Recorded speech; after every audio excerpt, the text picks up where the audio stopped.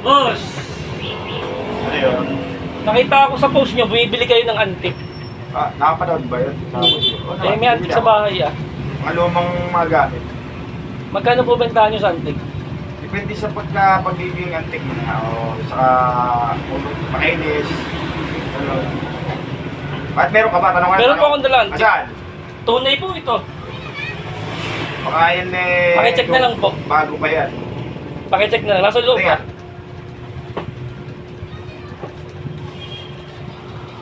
Wala po, buksan ko po. Pati nga yun. Matagal na to sa bahay eh. Baka yun. Teka. Lumang medalyon ito, ano eh? Hindi ko lang alam kung... Di ba lumang medalyon? Dahil ang tawag rito. Pero tunay itong antik. Antik ba yan? Ano po? Oo. Yan ba eh, teka lang, hula ka muna. Ito yung siguro ito yung mga pinching ko na sinauna. Hindi po. Tingnan nyo na lang po. Para... Pero magkano po bentahan nyo talaga? Wala pa kayo idea. Susuriin nyo muna. Suray ko muna, sige. Tunay po ito. Teka lang, kakapain ko muna.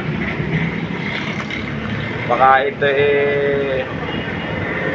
Mga lumang ano to ha? Magaan eh, ano? Magaan lang. Baka ito yung mga G's. Luma. Hindi, buksan na natin. Kung lang natin. Ito po.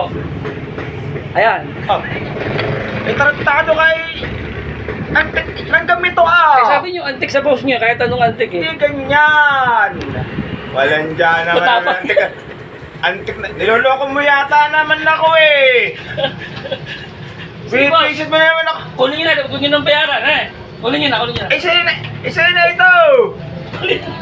Agatin pa ako na yan eh! Tika!